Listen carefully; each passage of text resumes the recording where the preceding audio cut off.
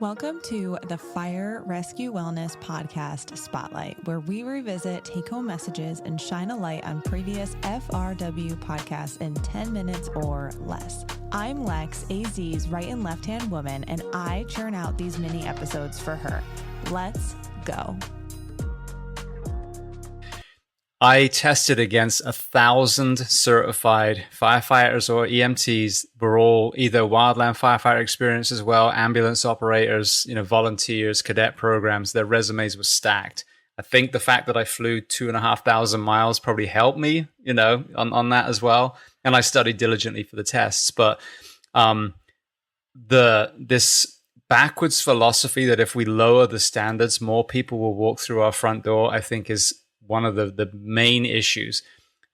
All it does is it lowers the standards. It makes it less desirable for the real fired up men and women in the fire service to want to climb to that bar.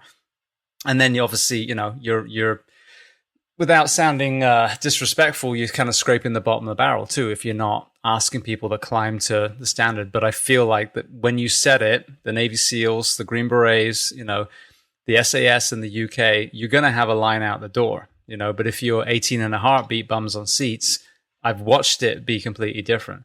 The other side, and this perfect example is where I live, Marion County.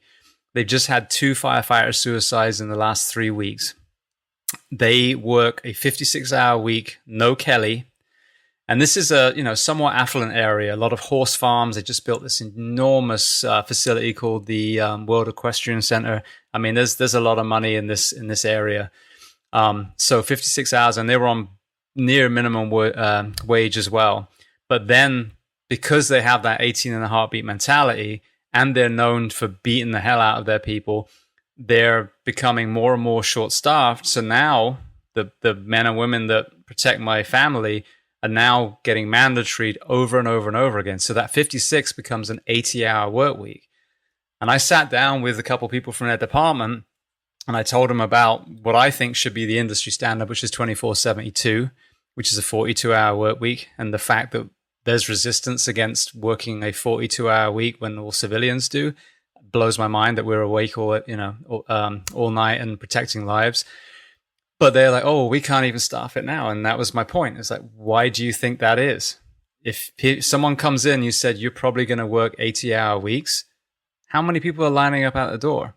So this is the other thing, is this lowering of standards, this lack of true leadership, where you just say, like, we are filling these seats. We are going to get these people in. We're going to set this bar high. We're going to recruit as many people as we can. That, I think that's it. I'm kind of stumbling my words. If you've, as a profession, advocate for a much better working environment that allows people to thrive, you will probably have those lines out the door again. But I think in general, the fire service, and I'm sure law enforcement's probably suffering even more, when people are like, yeah, it's a meat grinder in there, the most passionate of us are still going to go in despite, the same way as people volunteer in the fire service. But that middle pool, a lot of them would go, oh, I can go work IT over here, or I can do this. And you could argue, well, you should probably never have been a first responder. But there is an element where you've still got to come home to your family. You've still got to do other duties. And if you're just exhausted and you're watching friends like I do that were hired 4-5 short years ago and are just ghosts of who they are, and they're on exogenous testosterone and antidepressants, is that the environment that's going to draw people in and excite them? I say no. I say no as well.